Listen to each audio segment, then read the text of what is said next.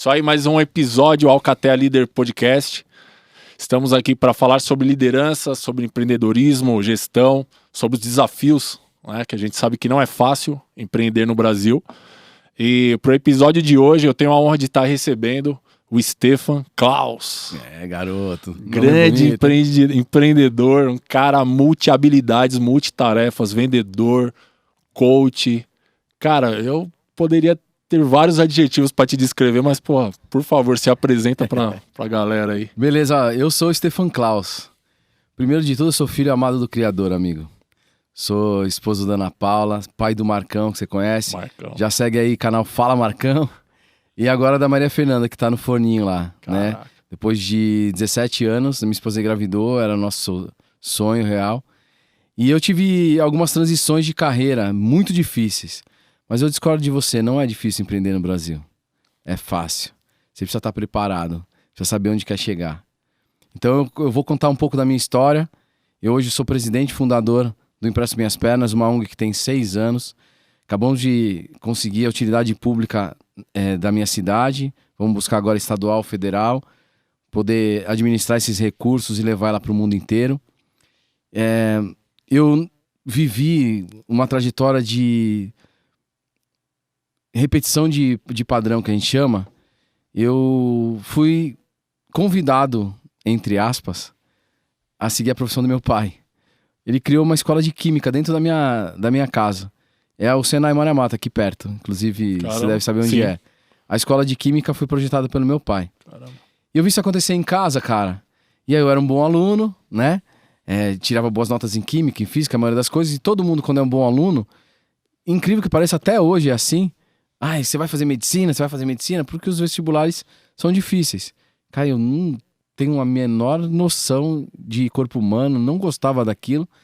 E quando eu vi aquilo nascer na minha casa, e como ele lidava com os projetos, e para criar uma nova profissão do técnico em química que não existia no Senai ainda, me interessei, passei, e aí vim estudar no Senai. E aí vou contar rapidamente essa trajetória. Saí do Senai com os melhores estágios.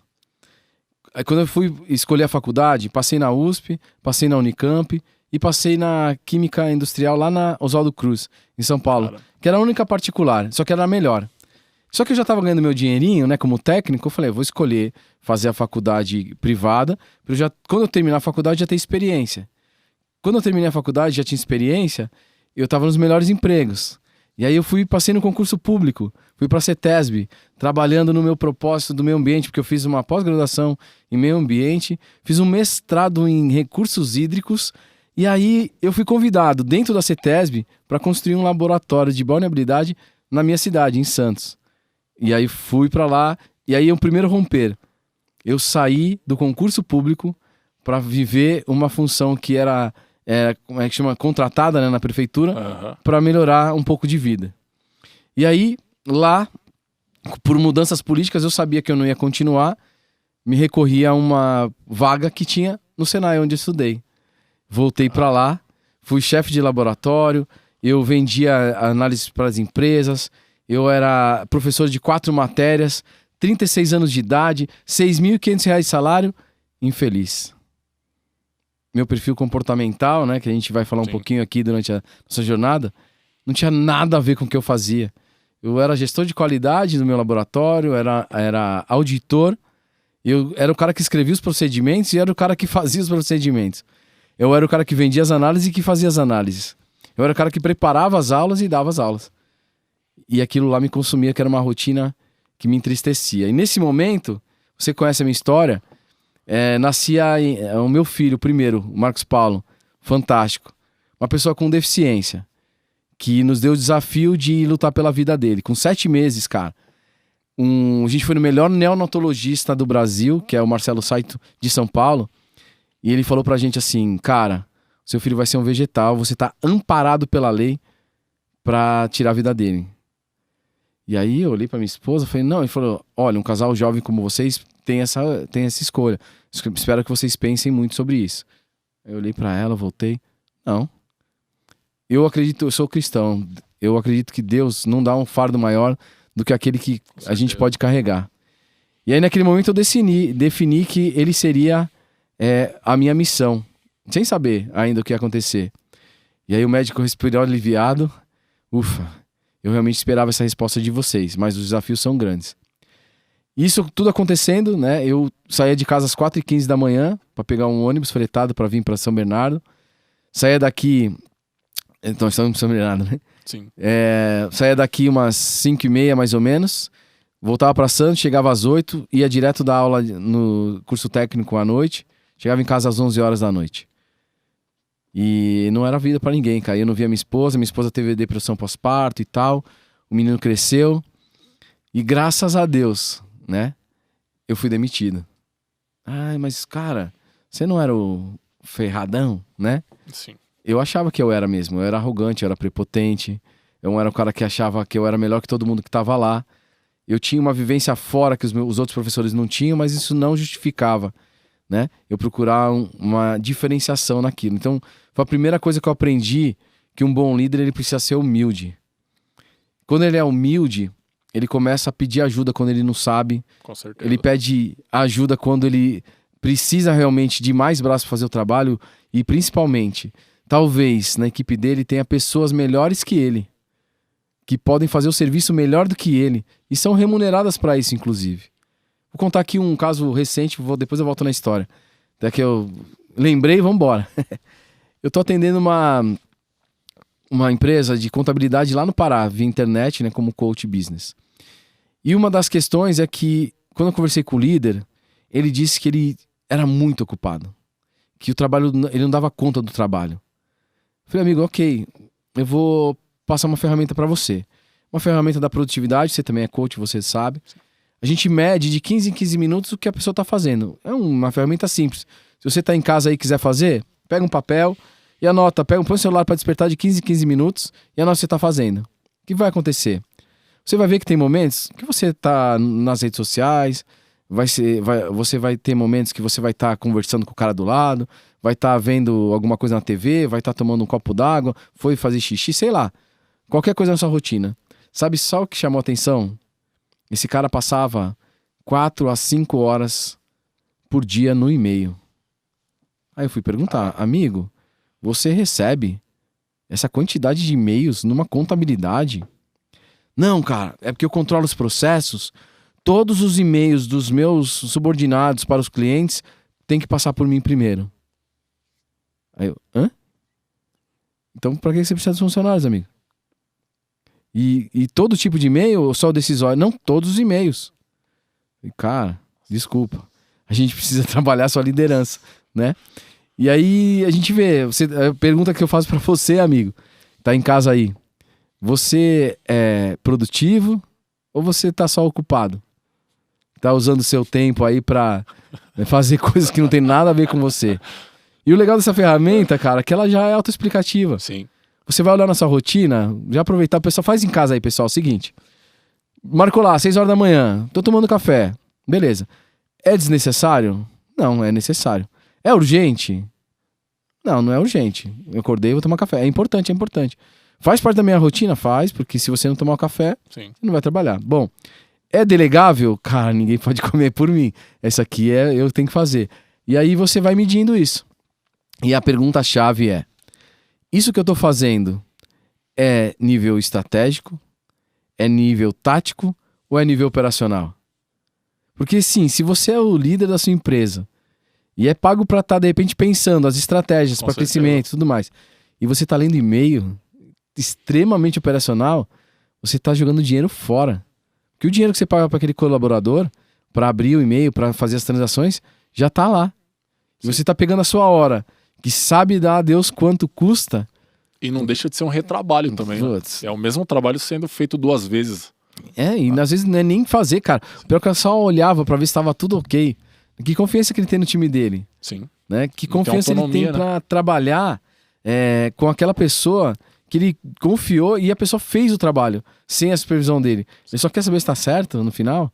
Ele tem que trabalhar. Sim. Bom, então aí sim, voltando agora pra trajetória, cara. Aí, naquele momento lá, eu tive que voltar pra casa, eu tava dando aula, aquilo não era uma rotina. E eu descobri que aquilo tudo era por um caso do meu perfil comportamental. Eu era um cara bem sucedido, só que eu não gostava de fazer aquilo. E aquilo transparecia pras pessoas. E eu tinha paixão por ensinar, por exemplo, né? Tinha paixão por treinar, mas eu não tinha tanta paixão por seguir rotinas. Eu não tinha paixão para entregar as coisas de qualidade. E na inauguração que eu fiz agora da minha franquia, cara, eu levei uma pilha de certificados de um monte de coisa, de cromatografia gasosa, espectrometria de campo não sei o que lá, só um monte de treinamento que eu não sei nem mais falar os nomes.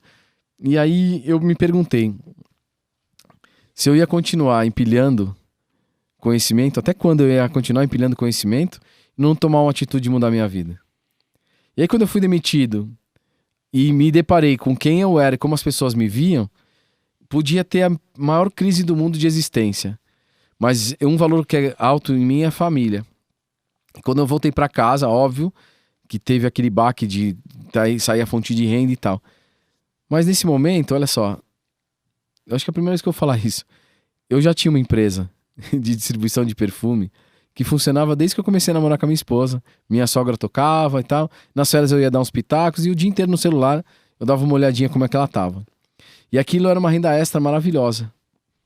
E aí, quando eu voltei para casa, falei, olha, eu vou ter agora tempo para você, tempo pro nosso filho, você vai se cuidar, eu vou dedicar para nossa empresa, eu não vou procurar trabalho agora, porque eu acho que ela já tá trabalhando bem, tá me dando um bom fluxo financeiro. Só que aí eu me deparei com uma coisa que eu não sabia: empreender.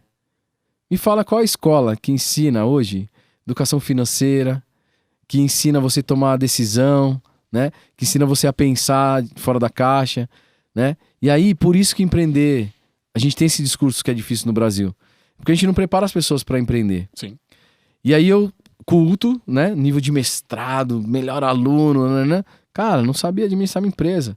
Misturava as contas de casa com as contas da empresa, né? E aí pagava primeiro os meus prazeres antes dos fornecedores, atrasava pagamento por simples não controle. E o pior, nos 15 anos, não, acho que foram 10 anos, desculpa, 10 anos de operação, eu deixei mais de 120 mil reais na rua de inadimplência que eu não sabia. Quando eu fui baixar os boletos, né? Eu descobri que as pessoas não tinham pago. Olha que nível de gestão ridículo. E aí eu tomei uma primeira decisão para chegar onde a gente está hoje. Eu fiz um curso no Sebrae. Aquele cara arrogante e tal foi lá e pediu ajuda. E aí eu tive uma outra confrontação com quem eu era. Fui passar pela entrevista para fazer o Empretec. E o Empretec é fantástico. Sim. Recomendo. É uma semana de imersão e infelizmente você não pode fazer 2 vezes na vida, porque eu gostaria de passar agora por ele de novo. E nessa entrevista, algumas coisas foram descobertas no meu perfil. Uma delas é que eu era avesso a riscos. Imagina, cara, tá louco. Eu tô empreendendo, né? E aí eu fiz lá e na dinâmica que tem lá, realmente confirmou que eu era avesso a risco. E depois eu fui descobrir por quê. Aí vou voltar um pouquinho, falar um pouquinho de inteligência emocional. Sim. Cara, eu fui o melhor aluno da minha turma o tempo todo da minha vida. Na 7ª série eu tirei meu primeiro 9,5. Todas as outras notas até então eram 10. E eu me decepcionei demais. Mas isso é ruim? Olha, pode não ser ruim, mas também não é bom. Porque as professoras que me davam aula até então me tinham como referência para todos os outros alunos da sala. Primeira coisa é que assim, eu não podia errar. Se você não pode errar, quanto menor o risco, melhor. Sim, com certeza. A professora me treinou, as professoras me treinaram a nunca empreender. Porque eu não posso correr risco, não posso errar. E a outra coisa é que eu me viciei em ser validado. Então eu preferia fazer coisas para receber aplausos do que para receber dinheiro. Porque eu era viciado nisso. E aí, quando essa empresa de perfumaria, que chegou a ter 4 mil vendedores na Baixada Santista, tinha um faturamento razoavelmente bom, eu entendi no Empretec que ela não tinha salvação. Porque todo o discurso da franqueadora era no informal. Só que a minha empresa era legalizada, tinha impostos, tinham custos fixos. E na conta que ela fazia, olha, se você vender comprar 5 mil reais, você vai ter 2 mil reais de lucro.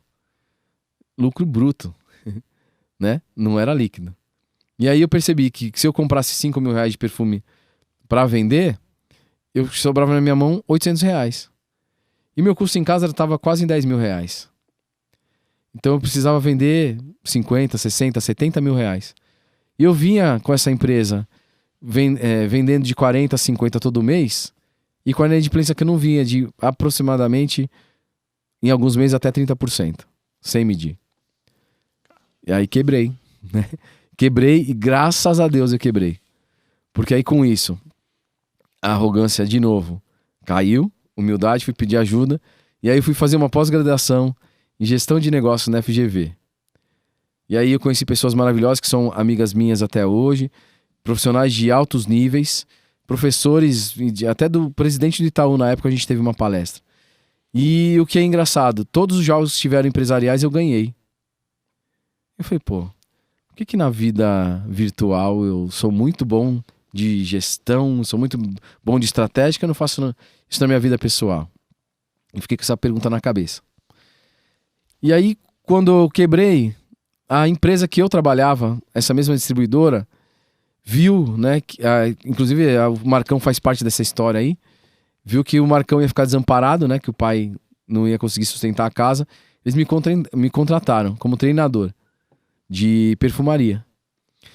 Eu era químico, tinha facilidade de desenvolver treinamento, era professor, e eu comecei a viajar ao Brasil, em todos os distribuidores que eles tinham, treinando essa parte de perfumaria. E aí depois eles perceberam que quando eu passava por essas distribuições, essas pessoas começavam a vender mais, com um argumento mais técnico e tudo mais. E aí eles me promoveram para gestor de negócios. A minha ideia lá era frequentar as feiras do Sebrae do empreendedorismo e vender a franquia deles. E aí eu passaria o primeiro mês da franquia com esses caras, estruturando e montando o negócio deles, né? Para que eles tivessem sucesso, e eu ensinava a prospectar, eu ensinava a vender, e eu tinha que contar a história de como era a gestão. Até então, já sabendo que aquele modelo não era coerente com o que a empresa pregava, eu jogava real pro empresário. E aí eles começaram a crescer de forma constante, e eu era remunerado por comissão. E aí eu lembro que em novembro de 2011, isso, eu tinha mais de 70 mil reais para receber de comissão naquele mês. Extremamente feliz, funcionando. Todos os distribuidores estavam de vento em popa e crescendo. O que ia acontecer? Eu nunca ia, né, parar de ganhar dinheiro. E aí eles viram que eles não queriam um sócio no negócio e me demitiram naquele momento. E aí eu também agradeço muito por isso. Porque eu não sabia lidar com dinheiro ainda. E eu acredito que essa questão de aprender a lidar com dinheiro a gente deve colocar nas escolas. E aí quando eu tava ali, tinha essa grana para receber, que demoraram um bom tempo para me pagar. Então passei um grande perrengue aí, uns 4, 5 meses, com que eu não tinha dinheiro para comer, um cartão estourado, que eu usava o meu cartão no lugar da empresa. E aí tive que conversar com os pais, pedir ajuda e tudo mais. E nesse meio tempo, uma pessoa de dentro do escritório me deu um presente, um sachêzinho, para botar no armário. Falou que como o nenê tava lá, ia ser gostoso para deixar o cheirinho da roupa e tal. E naquele momento, né, primeiro, outro auxílio de Deus ali, eu olhei pro verso daquele sachê e tinha um 0800. Falei, opa, eu sei distribuir, eu tenho equipe de vendas, eu agora aprendi a fazer a gestão, eu vou pegar isso aqui para vender. E peguei lá, assim que eu recebi o valor, comprei 6 mil reais, eu lembro, na época, de produto com essa pessoa que eu liguei, que é o Igor. E comecei a reativar meus vendedores e começou a vender pra caramba. 3 mil, 6 mil, 9 mil, 15 mil por semana. E o cara falou, amigo, o que você tá fazendo? Eu falei, amigo, tô vendendo. Cara, mas você tá vendendo muito. Preciso aí conhecer você. Bora, vem aí, chega aí. O cara chegou lá, eu era uma distribuidora de porta a porta. E, cara, isso é pra ser vendido em loja. Não podia vender no porta a porta. Eu falei, cara, mas você não falou nada, né? E aí esse cara me pegou pela mão, me levou até o dono de uma empresa chamada Total Química, uma das maiores do Brasil aqui, líder em saneamento, lá em desinfetante e tudo mais. Me apresentou pro dono. Falou, olha cá, o cara que tinha essa parada aí, posso contratar ele? Aí eu, tá louco, tem uma distribuição. Não, amigo, aqui não é distribuição não. aqui a gente vai vender, você vai ser representante comercial. E aí, eu entrei na representação comercial sem saber o que era, nem sabia, né? E como eu distribuía, né? Eu comprava, estocava, vendia, cobrava e entregava, né? Cara, o cara falou pra mim, você só precisa vender, o resto a gente faz e a gente paga uma comissão por isso. Eu falei, mas tô no céu. Com certeza. Essa é a profissão que eu escolhi pra viver. E aí ele me ensinou, e aí 3 meses pra pegar a rotina, e aí 180 novos clientes pra empresa, comecei a performar e tal, e eu era representante até o início desse ano. Caramba. E aí o que acontece? Cara, eu tive ganhos gigantescos, 40, 50, 60, 80 mil reais no mês, mas ainda tinha um detalhezinho que eu não trabalhei, que era a inteligência emocional. Então, eu tinha essa crença de escassez, tinha aquela questão do meu pai de ter um emprego formal pela vida toda para ganhar um dinheirinho no final da vida. E para ir à forra, né? Eu gastava até o último centavo antes do final do mês. E aí, quando eu fiz o levantamento de quanto eu fiz em 2017 e 2018, e eu vejo que eu joguei fora uns 2 apartamentos e eu não sei onde foi esse dinheiro, eu vi o quanto é disfuncional nós não termos inteligência emocional. E aí, conheci, né, o curso que você sabe qual que é, né? Fui lá, caí de paraquedas na Febracis e nessa jornada comecei a aprender a lidar com dinheiro, só que a gente estava em pandemia, os ganhos foram lá embaixo, só que aprendendo com a ferramenta cognitiva, que é a gestão de negócios, e a ferramenta de inteligência emocional, eu finalmente botei os 2 pés no chão e recomecei. E nesse recomeço foi o período mais difícil, onde eu ganhei menos dinheiro e foi o único período da minha vida que eu consegui guardar. Consegui ter investimento, consegui que sobrasse algum valor. E aí eu falei, poxa, mas eu ganhei muito mais que isso e não tinha um centavo guardado. Eu vivia aquela questão deixa a vida me levar. Era uma vida confortável, sim, eram bons carros, bons restaurantes, eram bons tudo que a gente fazia. Que a gente viveu muito intensamente. Só que eu precisava só de um dinheirinho no final da vida, como meu pai dizia. E aí quando eu comecei a conversar com pessoas que tinham outros níveis de conhecimento, aquela questão que a gente chama hoje de metanoia, né? Sim. Você tá no momento certo, no lugar certo, com as pessoas certas. E você se relaciona com elas e entende que tem outros jogos pra jogar. Eu decidi fazer o jogo de gente grande. E aí vi minha vida performar, minha esposa também consolidada hoje na carreira dela. E aí comecei a ver que o coaching, ele mexia muito comigo. E aquelas dores que eu tinha vivido, né? Eu não queria que ninguém vivesse. Agora eu vou fazer um parênteses e voltar para a história do meu filho, se você me permite. Quando eu disse para vocês aqui que meu filho era a minha missão, é porque eu tinha conhecimento, eu tinha uma esposa que era da área da saúde e eu sabia lidar com aquilo. Aquilo, eu tô falando, é a deficiência dele. O amor não ia faltar, porque não tem uma pessoa que eu conheço que não ama o filho. Pode amar de jeitos diferentes, Sim. né? Cada um tem o seu jeito de fazer isso. Mas eu sentia que ele era uma missão por quê? E se, né? Aquela pergunta, e se não fosse uma pessoa que tivesse o nosso conhecimento? E se não fosse uma pessoa da área da saúde? Não vem com manual. Nem o com deficiência, nem o convencional, né? Sim. Nem a pessoa... Então, quando você tem esse desafio pela frente, imagina que esse desafio seja a sua empresa. Esse desafio vem com manual de instrução? Ele vem exatamente aquilo que você tem que fazer todos os dias para ganhar dinheiro, para administrar a sua empresa? Não vem. Pois é. E aí eu fiquei com aquela vontade inquietante, né, de mudar a sociedade. Em milhões de horas de sala de espera, nasceu uma ideia de fazer palestras em lugares. Eu vou dar palestra em igrejas, vou dar palestra na prefeitura, vou dar palestra isso aí. E quando estava só no campo de ideias, não aconteceu. Porque não era ainda aquele meu propósito que Deus tinha me preparado. E o meu filho é apaixonado por esporte, você sabe, né? Basquete, vôlei, Fórmula 1. Ele tá torcendo pro Verstappen agora. Ficou feliz que o Golden State foi campeão, mas o time dele mesmo é o Lakers do LeBron. Mas aí, ele tem essa história toda. Levei ele numa ONG de esportes e ele foi aproveitado na hora. porque ele andava, corria, falava, tudo mais. Só que eu achei que eu ia deixá-lo lá e ia viver minha vida, ia correr com a minha esposa, usar aquele tempo, né, pra ter um contato com ela. E de propósito, né, eu tô falando de propósito porque era o meu propósito. Sim. Eu olhei pra esquerda e eu vi, acho que 3 cadeirantes com extremo comprometimento dos seus órgãos. Lá, paralisado cerebral, né, tetraplégicos, alguns, e outros biparéticos e tudo mais. Muito baixo mobilidade. E eles estavam praticamente jogados na quadra. E os pais todos sentados ali na arquibancada e conversando, e era o único momento que eles estavam distantes dos filhos. E aí, naquele momento, me veio uma luz, um flash lá, eu joguei basquete, a minha esposa também. A gente pegou uma bola de basquete que tinha lá na quadra e fomos brincar com eles lá. Botava no colo, eles empurravam de qualquer jeito, eu pegava, arremessava, fazia a cesta, comemorava.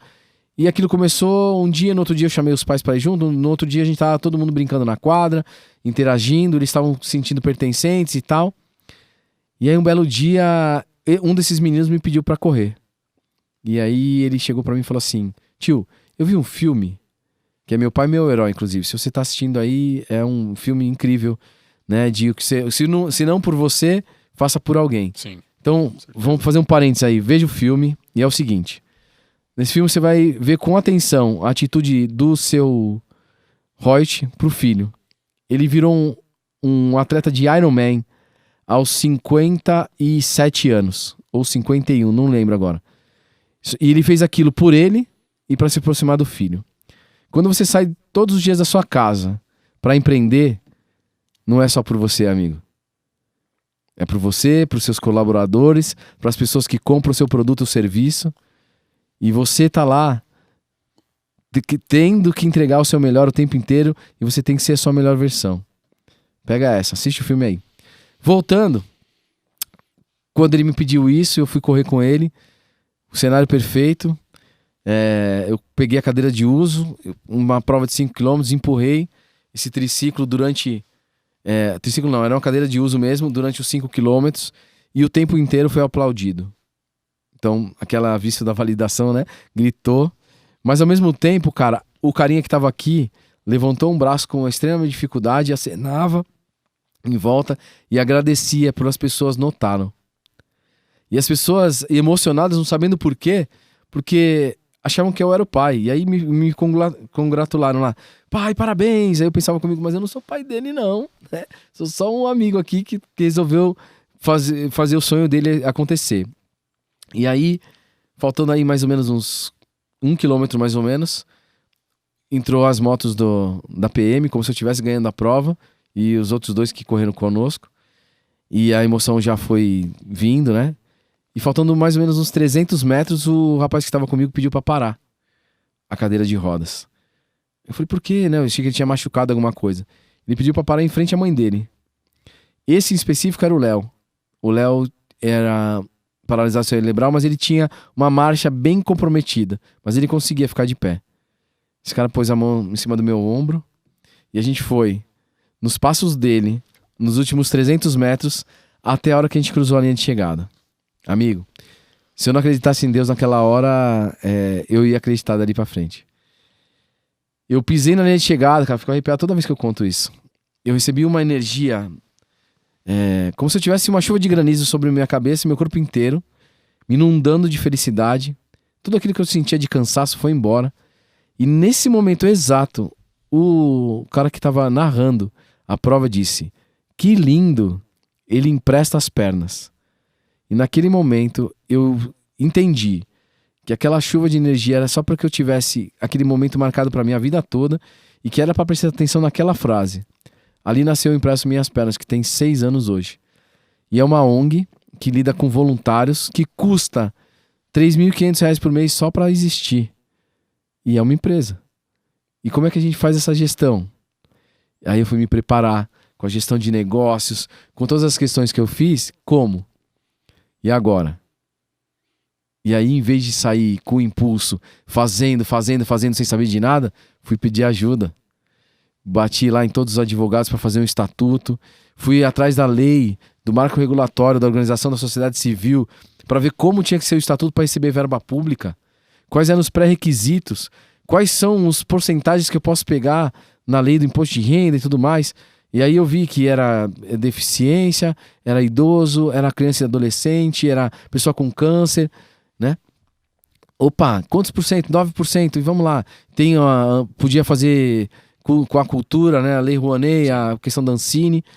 E aí eu construí um estatuto que eu pudesse arrecadar o máximo possível com a iniciativa privada ou com a pública. Então eu primeiro planejei muito bem essa ONG.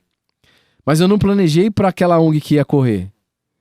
Planejei para a ONG que ela ia ser daqui a 10 anos. Então o primeiro exercício que eu tive que fazer era visualizar onde que eu queria chegar. Eu queria contar a história do meu filho aos 4 cantos para o mundo inteiro. Mas não para vangloriar a família e tal. Não, é para que as pessoas não desistam de ninguém. O seu filho é o seu maior bem e você tem que lutar para que ele seja feliz no limite dele. Eu fiz com o meu. O meu tinha uma deficiência, sim. O moleque é descolado, vai lá assistir o canal dele. Com certeza. Só que ele só é assim porque eu e ele fizemos isso. Eu, porque eu permiti que me ajudassem. Minha esposa, porque trouxe o conhecimento da saúde. Mas principalmente ele, que passou 8 anos fazendo terapias todos os dias. Ele tem uma terapia que é chamada Padovan. Essa terapia ele reaprendeu os movimentos. Ele reaprendeu a engatinhar. Ele reaprendeu a se arrastar. Ele aprendeu a pegar as coisas com pinça. Ele tinha um movimento estereotipado, ele mordia a mão dele. Ele aprendeu a mastigar. Ele aprendeu a respirar. Ele aprendeu a levantar o braço, a subir escada, a pular. Coisas que as crianças no desenvolvimento tradicional aprendem naturalmente. Sim. E todos os dias ele tinha terapia. Então o mérito é dele, só que nós permitimos que ele fosse no seu limite. Quando o seu filho, por exemplo, tira uma nota baixa, você continua dizendo para ele que ama seu filho por quem ele é? Ou você já coloca a mão na cara dele e fala assim: moleque, olha o que você fez. Que porcaria de resultado. Você não sabe nada mesmo. Como você é burro, moleque. Se você faz isso, amigo, você está amaldiçoando seu filho. Sim. Você está condenando seu filho por fracasso. Então, primeiro eu queria trazer essa história para os pais das pessoas com deficiência. Mas como Deus é extraordinário, quando nós montamos a ONG do jeito que ela é hoje, que é um ponto de encontro numa praça, onde as pessoas se encontram para experienciar empatia, e hoje não é mais só para os deficientes. Porque a pessoa vai lá achando que vai ajudar, né? E ela começa a ver que aquele clima, ela começa a se ajudar, ela lembra de uma pessoa que tem depressão, leva para lá porque o ambiente é bom. Ela pega uma pessoa, por exemplo, que minha avó precisa andar, precisa fazer esporte, precisa pegar sol e leva para aquele lugar lá. E aí a gente mistura todo mundo, porque a gente acredita no mundo sem bandeiras. Primeiro de credo, não interessa a sua religião. Segundo de raça, não interessa a sua cor. Terceiro de classe social, não interessa quanto você ganha. Não interessa a sua profissão também. A gente nem pergunta. Não interessa se você é deficiente ou não. Não interessa a sua idade. Se a gente olhar o mundo sem as bandeiras, olhando só pelo nosso nome, ele é o Rambo, eu sou o Stefan. E acabou. Nós somos seres únicos, cada um com as suas histórias. E aí o que acontece? Isso aconteceu e hoje eu falo a 4 cantos dessa minha experiência de experienciar empatia, e isso contamina as pessoas. Então eu não preciso mais falar pra ninguém. As pessoas estão falando. A gente tem de maneira orgânica mais de 14 mil seguidores no Instagram. A gente nunca fez um esforço. E as pessoas até hoje me perguntam como fazem para levar o projeto para as suas cidades. O projeto hoje está em São Paulo, está em Santo André, está em Santos, está em Maricá, está em Niterói, vai para Chapada agora em julho. Já teve em Sorocaba e em Jundiaí, só que as pessoas resolveram seguir caminhos diferentes do nosso. O projeto está funcionando, mas não está mais sob nossa supervisão. Eu falei, opa, primeiro assim, e aí? Mas R$3.500 por mês de custo. Como é que você fez, Stefan? Fala uma fonte de recurso. Cara, a gente não tinha fonte de recurso nenhuma. Mas eu tive que pensar, né? Planejar. Então, usamos o princípio de compra e venda, que é onde se ganha mais dinheiro. A gente pedia a doação para um patrocinador de uma camiseta. Vendia essa camiseta pelo dobro do custo. E aquele dinheiro entrava todo pro projeto e pagava nossas contas. O cara que ajudava a gente, ele era visto nas corridas, podia anunciar, era marcado no Instagram, né? Tal. Passou um ano, eu podia pedir verba pública, pesquisei, achei os projetos, inscrevi e entreguei e recebi a verba. 70 mil reais no segundo ano, mais 70 mil no terceiro ano. E aí um dado pra você, uma vez eu fui chamado pra uma reunião, cara, do conselho da criança e do adolescente, ou... da criança e do adolescente ou da educação, não lembro agora com certeza. E o cara tá pedindo, pelo amor de Deus, que as pessoas escrevessem projetos, porque tinha 124 milhões para ser usados e não tinha um projeto feito lá. Sabe por quê? Porque você, eu e todo mundo que passou pela escola, às vezes deixava pra última hora entregar o trabalho, lembra? Você copiava o trabalho no corredor, tirava o xerox de alguém. E pra estudar pra prova então, que era sempre no último dia, vindo da madrugada. E aí o que acontece? As pessoas perdiam prazos. As pessoas não entregavam todos os documentos. Tudo que você faz de uma forma na vida, você faz o tempo inteiro. E aí o que eu fiz de diferente? Eu entreguei o projeto. E por conta disso ele foi aprovado. E quantas oportunidades você não perde na sua vida porque deixou de entrar numa licitação, porque deixou de fazer um processo de contratação melhor, porque precisava para ontem, porque você não se programou, você não estava medindo que aquela pessoa que estava lá estava descontente no seu trabalho, que a sua gerente do RH fazia tudo menos o trabalho dela. Você não investiu, por exemplo, em capacitação e perdeu seus melhores talentos para uma pessoa que pagou às vezes R$ 500 a mais, ou 50, Sim. né? Então, o que a gente está falando aqui? Independente qual é o seu empreendimento, você precisa se planejar, precisa ter gestão, precisa ter liderança. E o primeiro empreendimento, cara, que você tem que fazer dar certo é a sua família. Olha só, sua família tem um orçamento, a sua família tem custo fixo, a sua família tem custo variável, e a sua família tem que ter indicadores. O nível de satisfação da sua esposa com você, o nível do seu filho com o tempo que você dedica para a qualidade dele. E como é que a gente sabe se tá bom ou não? Só dá para fazer isso se você medir. Numa empresa tradicional, você tem que ter objetivos, metas. Nas empresas maiores, um pouquinho, você tem até procedimentos para que isso aconteça. E aí você cria, inclusive, índices e tudo mais para isso. Mas tudo isso depende do tipo de líder que você é. Porque se você for um líder que você era na sua escola, que deixava tudo para a última hora, e você é abençoado e tá dando certo, amigo, uma hora a casa cai. E às vezes você não vai estar preparado para isso. E aí o que acontece, cara? Voltando agora para a parte recente. A representação, sou muito grato, ganhei muito dinheiro com ela. Só que um dos meus valores principais era a família. Eu queria, por conta da deficiência do meu filho, que ele tivesse um irmão, até para que ele pudesse ter alguém para se ancorar. Infelizmente, meu filho não tem amigos, porque ele tem uma cognição inferior às crianças, às adolescentes, né, da turma dele. Ele vai fazer 18 anos em julho. Ele deve ter aí de 13 a 14 anos ali de cognição, tá? E a galera que tá com ele tá pensando na mulherada, nas baladas e tal, ele ainda tá curtindo os 12, 13 anos dele. E aí o que acontece? Por não ter amigos, né, não ter essa relação, tudo, como é que ele vai gerir as emoções, quem ele vai ser, né? Então eu tenho que trazer ele para o mundo mais perto. E aí a gente percebe que assim, será que a sociedade vai entender as necessidades dele quando não estiver aqui? E aí a gente tentou imaginar qual seria a melhor forma. Aí eu falei pra minha esposa, olha, a melhor forma é o irmão, né? Vai conviver com ele obrigatoriamente durante um grande período da vida e espero que eles se amem. E aí a gente resolveu, né, que isso ia acontecer há 11 anos atrás. Só que só veio esse ano. Quando a gente estava preparado, no momento certo, do jeito certo, Deus sabe de todas as coisas. E aí, minha esposa, durante a pandemia, ela proveu a casa, né? Ela tá muito bem sucedida com a profissão dela. E eu paguei dívidas.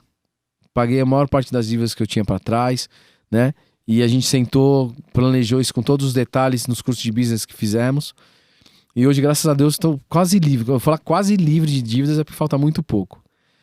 E quando eu fiz o coach, né? E hoje eu sou coaching profissionalmente. Minha empresa tem o meu nome, Stefan Klaus. E é Professional Life and Business Coaching, né? E eu tenho, sabe que eu tenho atendido? Famílias. famílias de empresários. E olha como as coisas são, como Deus nos prepara para todos os momentos. A empresária senta na minha frente e fala que ela pegou a frente da casa durante a pandemia, empreendeu às vezes na internet ou na informalidade, deu certo. O marido às vezes perdeu o emprego dele e ela está provendo em casa. Qualquer semelhança é mera coincidência. Depois, ela começa a reclamar do marido, porque ela quer que ele se mexa. Mas não de uma forma tranquila.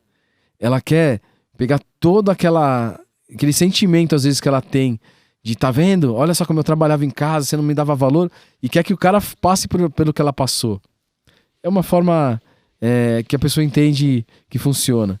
Só que ela também abandonou a função de mãe, ela abandonou a função de esposa. E aí a gente tá consertando esses lares. E aí quando a gente conserta o lar, essa pessoa me leva para dentro da empresa. E aí, tudo na informalidade. Tudo sem controle, tudo sem meta, tudo sem objetivos. E aí eu usei essa minha expertise mais as formações e as ferramentas do coaching, né, como essa que eu passei para vocês de produtividade. Depois eu vou falar sobre outra de liderança. E aí comecei a tratar essas empresas. E aí o que acontece, cara? Essas empresas têm filhos. E eu me especializei também nesse novo ensino médio, que são... As os adolescentes no 9º ano já tem que decidir o itinerário formativo que eles vão ter durante o ensino médio, para depois ainda escolher se ele vai fazer uma faculdade, se ele vai fazer um tecnólogo, alguma coisa assim. Então, é um ecossistema que eu tô cuidando, meu nicho é esse hoje. E quando eu falo disso, Rambo, eu penso o seguinte, cara, mas eu já tenho uma ONG, cara, tô servindo. Mas uma das cláusulas que tem lá no OSC, que é a Organização da Sociedade Civil, se você quiser pegar altas verbas federais, é que você não pode ter a diretoria remunerada. Então eu não posso ganhar dinheiro com a minha ONG. Existem ONGs que podem, tá? O cara pode ser, mas do jeito que eu quero ser, para ter no mundo inteiro e conseguir captar milhões de uma verba pública, só consigo fazer se eu não for remunerado. Bom, então peraí, não posso. Mas eu posso fazer alguma coisa para trabalhar. E aí eu descobri que com o coaching, eu estou transformando as vidas, eu estou interferindo nas empresas, melhorando os relatórios, melhorando os resultados, melhorando o convívio entre as pessoas. Cara, eu ganho dinheiro. E eu ganho dinheiro. E aí o que acontece? Puxa, mas é uma mágica? Eu falei, não, realmente eu me preparei, são mais de 1000 horas. E hoje eu entendo de planejamento, entendo de gestão, entendo de um monte de coisa. Só quero dar um dado para vocês. Eu ganhei de janeiro de 2022, agora, de 1º de janeiro de 2022. Nós estamos em que dia? 22 de junho de 2022. O equivalente a 2,5 vezes que eu ganhei no ano passado. E equivalente ao que eu ganhei no meu melhor ano como representante. Atendendo empresas, ajudando as pessoas e fazendo o que eu estou fazendo aqui, compartilhando minha história e trabalhando com as ferramentas. E hoje, o Stephen é um bom gestor? Cara, eu não tinha muita certeza. Mas em novembro do ano passado, Paulo Vieira, ele fez um programa de franquia chamado Febracis Select. Eu falei, cara, não quero errar mais. Humildade, verdade e coragem. Eu vou adquirir uma franquia. Eu já estava destinado para o coach. E aí quando ele me falou o preço da franquia, adivinha se eu tinha o dinheiro? Não. Eu tinha que pagar no dia 31 de dezembro, 25 mil reais, que era quanto custava na época. Eu tinha só R$1.000 de limite no meu cartão. Mas eu queria correr riscos. Fui atrás de banco, não sei o que lá, acabei conseguindo dinheiro com pessoas mais próximas e paguei o preço. No dia 2 de janeiro, minha esposa ficou grávida. Foi a data da concepção. E foi a minha certeza que aquele era o meu caminho certo. Porque ela obrigatoriamente vai parar de trabalhar. Quando o bebê nascer, vai viver a licença dela e a gente está fazendo de tudo para que ela curta o máximo a maternidade. E aí eu precisei do quê? Mergulhar, fazer o que tem que ser feito, checar todas as atividades que eu tenho que fazer no dia, ponto por ponto, estabelecer metas ousadas, cientificamente corretas, específicas, mensuráveis, que estão no meu controle, né? Eu comecei a perceber eu tive que escolher meu nicho, porque quem quer abraçar o mundo acaba soltando ele em algum momento.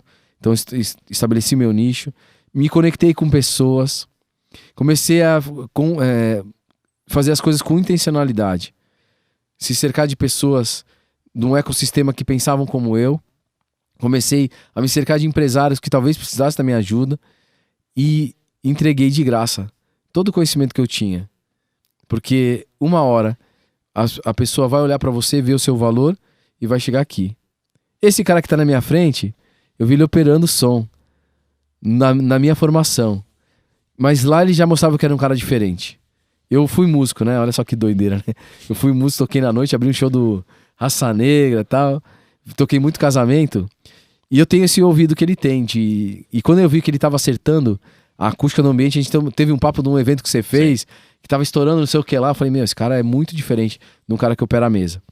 E aí venceu. Mas venceu por quê? Porque correu atrás, porque se especializou, porque foi atrás daquilo que ele faz. E assim, é fácil empreender no Brasil. Só que você tem que estar preparado, cara. Você tem que estudar, você tem que tomar decisão depois de analisar tudo aquilo que você tem que entregar. Cabe no seu tempo, você tem que gerir seu tempo, você tem que gerir sua inteligência emocional, ver se você está preparado para as coisas que podem dar errado. E você só fracassa, amigo, olha só, olha bem para mim, você só fracassa se você parar ali naquele momento. Porque não existe fracasso, põe isso na sua cabeça, não existe fracasso. O que existe na sua vida é resultado. Se você pegou um resultado negativo, que antigamente se chamou de fracasso, e você pegou aquele resultado e aprendeu com ele, voltou a fita e viu... A fita é antiga, hein, cara? Putz. Entreguei minha idade agora, hein? Entreguei minha idade. Olha só. Voltou. E agora não dei nem pra falar. Voltou a fita lá e viu tudo aquilo que você comunicou, o que você fez, onde você pode ter errado, o que você não controlou, e você tomou aquilo como aprendizado, você vai continuar empreendendo dali pra frente e o resultado vem. Só que o resultado que vem pode ser de novo negativo. Pode ser de novo negativo. E ele só vai ser positivo a hora que você decidir e aprender tudo que você precisa aprender. Eu só não tenho aquilo que eu não sei. Porque se eu soubesse, eu já teria. Então pega essa máxima aí. E se você hoje decidir empreender em qualquer situação e você estiver preparado, não existe a menor chance de você não vencer. Caraca. Mas é isso, cara. É o preço que se paga pelo sucesso, né? Pra você ver, aí a gente voltando agora, pegando o gancho da música, né? Quando eu trabalhava com artistas, a gente falava muito sobre a diferença do sucesso pra fama, né? Então muita gente queria a fama, mas a fama ela é passageira e o sucesso ele tem um preço a ser pago. Então o resultado do teu sucesso hoje, ele é fruto de toda essa história que você contou aí. Que não foi do dia pra noite. Acordou e falou, vou virar coach. Não, cara, tem toda uma história, tem um porquê, tem um propósito, né? Eu gosto muito do conceito de...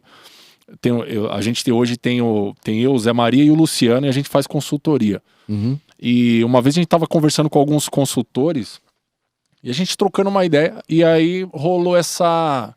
mas você faz consultoria? E eu falei, cara, não é consultoria. Até conversando com o Zé Maria um pouco mais, sabe, a fundo, falei, cara, a gente não faz consultoria. O que a gente faz é livrar as pessoas da depressão. A gente gera oportunidade de emprego, a gente faz as empresas começarem a prosperar e gerar empregos. Pessoas que não eram vistas há 10, 15 anos dentro da empresa, nunca tiveram oportunidade de ter um aumento, o líder começa a olhar diferente. O dono da empresa começa, né, a questão da metanoia, o cara começa a passar por uma transformação de mentalidade que, cara, você salva todo o ecossistema do cara. A gente não tá falando só de dinheiro. Isso. Não é o dinheiro, né? A gente, vamos gerir o dinheiro, a parte financeira da empresa. O cara falava, minha empresa tá quebrada, beleza. Mas antes da empresa quebrar, ele já tava quebrado. Você vai ver a vida do cara tá toda arrebentada. Então, quando você faz um trabalho com a equipe de gestão, o dono da empresa, cara, isso reflete dentro Você imagina uma empresa com 50 funcionários. Cara, você tá impactando ali sabe, todo pai de família que vai para casa, você tá impactando indiretamente no casamento, no relacionamento dele com os filhos, porque é uma mudança de mentalidade no todo, né, em todo o ecossistema. Então a gente vê que isso é o propósito da gente, né? Não é consultoria. Consultoria, tipo, cara, tem um monte, sabe? Que tipo de problema que você quer resolver? Ah, não, o meu problema é financeiro, beleza, legal, teu problema é financeiro, só. Não, o problema é só financeiro. E aí quando você vai pegar e sentar e o cara começa, quando ele tem um cara que quer e o cara que precisa. Sim. Né? Sim. Quando você buscou ajuda, quando você pegou e teve a humildade de pegar e falar, cara, eu preciso de ajuda. Você precisava de ajuda, você foi atrás. Tem cara que quer, tem cara que fala, eu quero ajuda. Não, mano, você precisa. De repente você não tá no seu momento, né? Que é até uma situação dentro do coaching, por exemplo, que às vezes o cara não tá no momento dele. Sim. Né? E aí o cara faz a primeira, a segunda, a terceira, mas não dá resultado. Mas, meu, você tá fazendo? Deixa eu ver, me mostra aí, o que a gente combinou a semana passada? Ah, então, mas é porque eu não tive tempo. Fala, meu irmão, você não tem tempo pra tua vida, cara. Não é a empresa, é a sua vida. A gente tá falando de vida, a gente tá falando só de negócios, sabe? E aí não tá no momento, tá tudo certo. Então a gente pega o cara que ele quer e o cara que ele precisa. Quando o cara precisa, ele abre o coração dele. Sim. E aí você começa a entender que o resultado da empresa às vezes é um problema que ele tem com um filho. Às vezes é um problema no casamento que já tá destruído. Uma crença, né? Uma crença. Cara, demais. Ó, é até legal falar sobre isso, pessoal. Só tem muito preconceito do coach, Sim. né? Então a primeira coisa que eu vou falar pra você. Primeiro que o coach é uma ferramenta, né, de transformação, né, de movimento. O coach é de ação. Ele surgiu nos Estados Unidos há muito tempo atrás. Era feito primeiro até para os esportes. Aí a gente tem lá o Tony Robbins que levou isso pro Life. E depois aí tem uma série de coisas. E eles trabalhavam muito a questão do cognitivo. Então primeiro, o que não é coach? Mentoria. Mentoria não é coach. Sim. O cara para ser mentor, primeiro ele tem que ter resultado naquela área. Então para um cara ser mentor de um jogador de tênis, mentor, ele tem que ter tido resultado no tênis. Ah, não, mas eu sou um bom professor de educação física. Não, amigo. Se você é um bom professor de educação física, você pode ser até o seu treinador ali de performance física. Mas o mentor, não. Então não é mentoria. Então, mas o coach entende de tudo? Não, olha só. O coach ele trabalha com ferramentas que são todas validadas internacionalmente, que funcionam, validadas, e tem estudos gigantescos de física quântica, inteligência emocional e algumas outras questões de princípios que tem lá. Neurociência, tudo isso aí. E aí o que acontece? Você só aplica a ferramenta. A sua decisão do coaching é conectar com o seu coachee, que no caso é a pessoa que recebe, né, essa questão, e tentar, através de perguntas, fazer com que ele traga para você as demandas e você saiba que ferramenta usar, é só isso. Se você aplicar a ferramenta do jeito que ela existe e a pessoa se colocar, fazer, beleza. Agora olha só, o que você falou é muito legal, eu até conto uma metáfora. O cara contratou você como coach, ou contratou você como gestor, e você deu uma lista de tarefas para ele fazer e ele não fez. Então pega essa aí, ó. Vamos supor que você esteja com uma doença, uma gastrite. Você não é médico, você não pode comprar um remédio de gastrite sem receita. Aí o que você faz? Você vai ter que pegar o seu telefone, ligar pro seu plano de saúde, ver qual que é o médico que vai te atender, ou vai na fila do SUS, vai até o médico, gasta um tempão de transporte, tempão esperando o cara, vai ficar uns 10 minutos na mesa, ele vai olhar pra você, vai te dar o diagnóstico que você já sabia, aí você vai lá, pega a receita do cara, sai de lá, vai até a farmácia, compra o remédio, leva ele pra casa, abre a caixa e na hora de tomar você deixa ele ir cair pelo ralo, joga na privada, fica olhando pra ele e não usa. Amigo, a gastrite não vai embora. Então se você não faz o que o coach te pediu pra fazer, que é uma ferramenta, se você não faz o que o gestor tá te pedindo pra fazer, Sim. Amigo, você tá jogando dinheiro pela janela. E aí é legal essa pegada que você faz, porque eu comecei tratando a família primeiro, mas não é uma demanda minha, né? Porque a pessoa precisa, para entregar a vida dela pra você, ela tem que confiar em você. Sim. Então, uma outra coisa importante, existem médicos ruins, existem médicos bons, existem bons cantores e existem cantores medianos. Existem pessoas que têm sucessos gigantescos na mídia porque elas têm algo diferente. E aquelas que vão viver a vida inteira tentando e não vai chegar no resultado daquela pessoa. E ao mesmo tempo tem os coaches. Todos os coaches que são formados, que vivem a profissão e que realmente estudam para aquilo, eu vou te falar que eles vão te entregar o resultado. Sim. E vão te entregar o melhor resultado ainda se for do seu nicho, né? Se ele tiver passado por uma experiência agora, não dá para formar um coach com um curso de 30 minutos no Instagram, uma pessoa que às vezes não tem vivência nenhuma na vida e não fez um curso para fazer as ferramentas. Uma imersão. Uma imersão, porque assim, mesmo que você não tenha experiência nenhuma de vida, mas você se propõe a fazer as ferramentas do jeito que elas têm que ser, você vai dar resultado do seu coach. E isso é uma coisa legal. Eu tô colecionando esses resultados, né? E uma das coisas que me fez virar coach foi uma ferramenta na formação que chamava Eliminação de Impedimentos, que eu salvei um casamento. Por na hora ter um feeling que o que a pessoa tinha colocado pra mim na mesa não era o que ela queria pra vida dela. E isso aí aconteceu.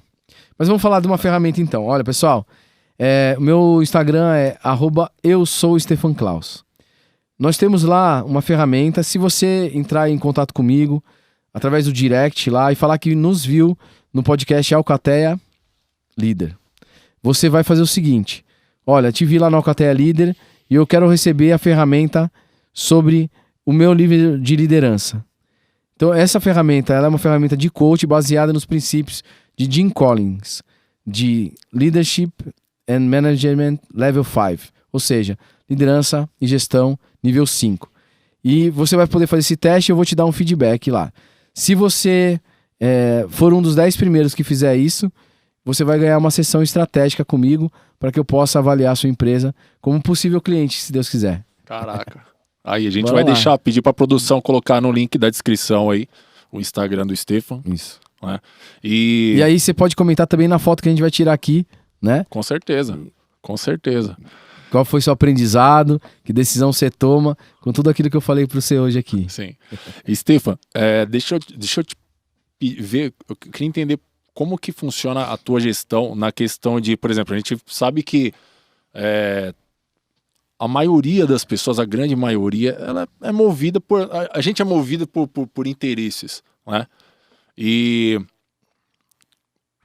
quando você lidera pessoas que, por exemplo, no teu projeto, dentro da ONG, eu acredito que tenha muito voluntário, eu acredito que seja a maioria, só voluntários.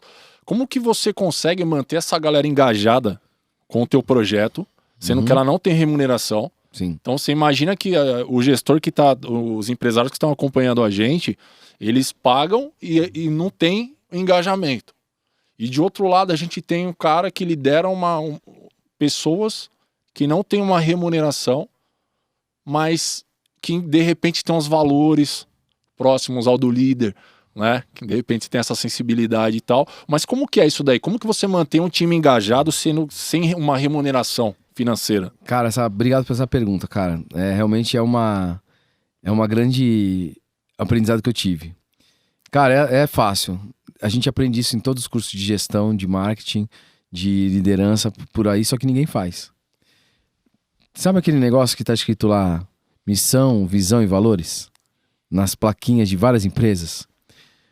O líder, ele vai conseguir engajar primeiro quando ele contratar certas pessoas para as funções certas. Sim, usando ferramentas como gestão de perfil comportamental, para testes, né, de inteligência emocional, porque as pessoas são contratadas pelo currículo e demitidas pelo comportamento.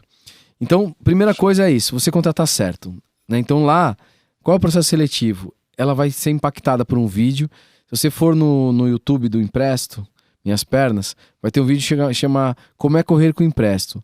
São 9 minutos, fica com o lencinho do lado, que certeza que vai precisar. E lá você vai ver como funciona. E a gente comunica como vai ser, passo a passo, como é a condução, o que vai acontecer lá, qual a experiência que a gente quer ter. Então, se você como líder, você tem a sua missão, tem a sua visão e os seus valores, você precisa compartilhar para o seu time. E você só admitir ficar na sua empresa as pessoas que compartilham, inclusive, os seus valores.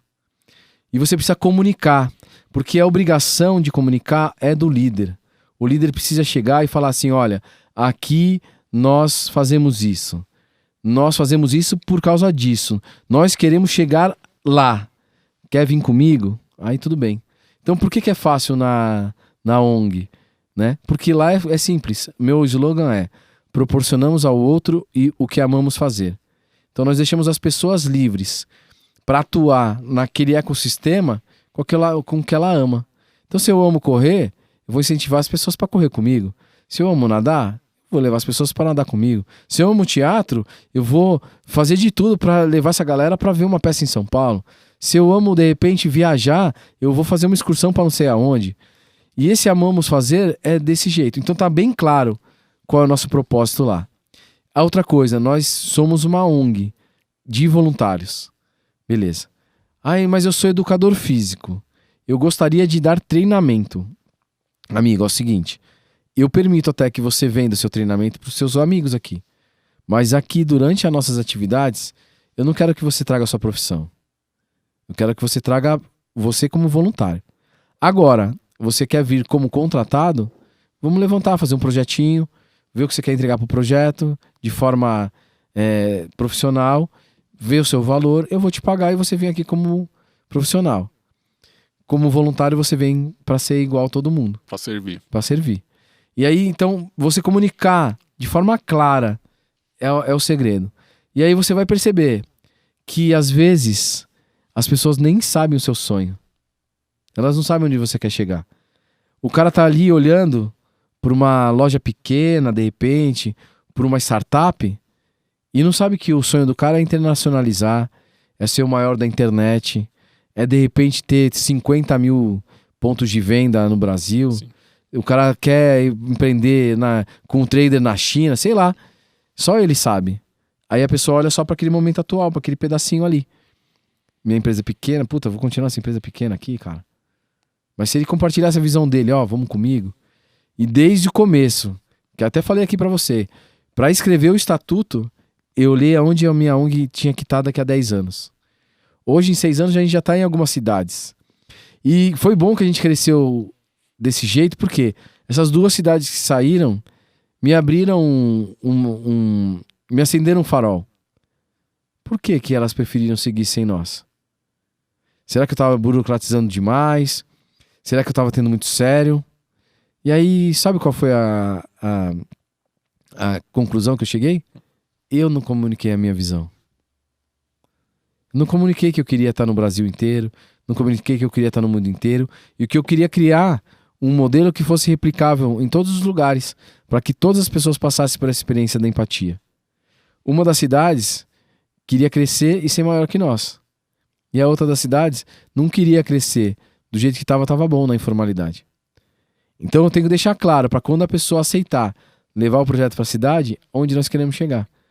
E aí os voluntários ficam engajados, as pessoas ficam lá e o ambiente é o segundo segredo. Depois de você colocar tudo isso lá, você utilizar todas as ferramentas que você pode ter para criar um ambiente corporativo bom. E aí no coaching, olha que fantástico isso. Essa empresa que eu tô, que é a Febracis Select, qual eu sou franqueado, tem um treinamento para que os coaches que vão trabalhar com business sigam os princípios de Jim Collins. E ao mesmo tempo tem os princípios judaico-cristãos. Então você imagina, no seu ambiente de trabalho, você ter ferramentas para que você aplique a gratidão no seu trabalho. Os funcionários têm um lugar para agradecer a empresa, o colaborador que ajudou em algum momento, aquele cara que de repente limpou quando ele derrubou um copo d'água, aquela outra pessoa que fez a manutenção do computador dele, aquele outro que deu uma indicação de um possível lead. De repente, você imagina uma ferramenta que você trabalha em feedback pago. Quanto você acredita que poderia custar um feedback que alguém desse para você, que você impulsionasse às vezes 10, 15 vezes o seu resultado? E quantos anos você não avança com feedback, né? Quantas coisas que, sei lá, em 2 anos você cresceria se alguém te desse um feedback lá atrás, assim. Feedback é super importante, mas não é todo mundo que tá preparado para receber feedback, e não é toda empresa também que tem isso na cultura, né? Isso. Tem que levar pra cultura, porque, cara, é uma ferramenta de business. O feedback, ele impulsiona o negócio. E aí, quando você impulsionar financeiramente, fazer basicamente o colaborador pagar pelo feedback, olha que coisa doida, ele começa a querer fazer. Ele acaba te dando as melhores coisas. E isso vai quebrando as barreiras. Sim. A pessoa que não gosta aprende a escutar. A pessoa que não quer dar vai acabar dando porque ela também tem essa questão do jogo corporativo. E quando você vê, o clima vai ficando ameno, aí você começa a tratar outras coisas mais, né? Outros princípios. Então, se você tem um bom clima na sua empresa, e assim, ó, o clima na empresa não é um clima de oba-oba, não é um clima de estar sempre em festa, não é sair todo mundo mais cedo para tomar cerveja. O clima é todo mundo dando o seu melhor o tempo inteiro em aspectos colaborativos, é você fazer o seu melhor no seu trabalho, é você cobrar do outro o melhor dele, e acabou aquela história, você não levar qualquer coisa da empresa para fora e ter uma relação entre amigos ou entre pessoas que têm o mesmo lugar de trabalho. Sim. É muito importante mesmo essa parte a missão, visão e valores realmente fazer parte da cultura da empresa, né? E não ser só uma plaquinha bonita, né? Numa plaquinha cromada na parede, né? Como nós vemos em grande parte das empresas. Stefan, eu queria te agradecer, a gente está encerrando. Para quem ainda não se inscreveu no canal, se inscreve, deixa um comentário aí, vai falando o que vocês estão achando do nosso podcast. É um projeto novo, a gente está começando agora. E como todo empreendimento temos nossos desafios, a gente vai para cima, vai tirar o melhor de cada oportunidade. Cara, eu tenho certeza que a tua mensagem, a tua história, com certeza impactou aí a vida da nossa audiência e os nossos seguidores. É uma história de crescimento, uma história de humildade, de aprendizado constante, né? Que não para. Não para. O Stefan não parou. Tipo, não, já consegui. Não, tenho certeza, cara. O cara que eu tenho certeza absoluta. O cara que eu conheço vai buscar cada vez mais conhecimento, cada vez mais se superar. Antes de você ser líder de qualquer coisa, eu acredito que, a puta de uma mensagem que você deixou aqui é você ser o líder da sua casa. Isso. Que é o seu primeiro empreendimento, é onde realmente começa, onde é a nossa base, né? Isso. E a gente já é líder. E uma coisa que eu sempre falo é que é assim, cara, independente do teu cargo hierárquico dentro de uma organização, você já é líder. Porque a todo tempo a gente está negociando, a gente está vendendo alguma ideia, a gente está à frente de algum. Por exemplo, o líder da minha casa sou eu. Se eu tô com a minha mulher e meus filhos, eu sou o líder ali. Se eu tô com meus filhos, se minha mulher tá com os meus filhos, ela é a líder. Isso. Então, a todo tempo, se você é pai de família, se você é uma mãe e acha que é simples, eu sou apenas dona de casa. Você tem um cargo maravilhoso, uma importância fundamental dentro de qualquer projeto, e o principal projeto, né, que Deus deixou aqui pra gente, que é a família. Sim. Né? Então, cara, queria te agradecer demais. Parabenizar você pelo projeto, cara. Vou lá visitar vocês lá em Santos. Por favor. Cara, manda um abraço pro Marcão. Marcão, sou teu fã de verdade mesmo, cara. Sou teu fã. Isso é demais, cara. Marcão vai vir gravar aqui um dia, hein? Vamos lá. Show. Pessoal, é o seguinte. Ele falou uma outra coisa importante. Não posso deixar de falar o coração. A jornada nunca acaba, amigo. Você nunca tá pronto.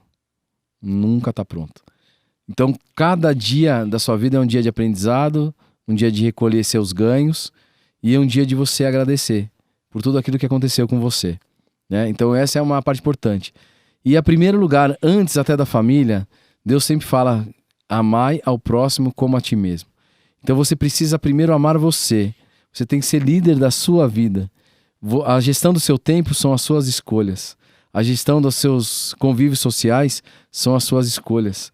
A gestão que você tem do seu conhecimento são suas escolhas. Você lê um livro hoje de 200 páginas, quanto tempo você demora?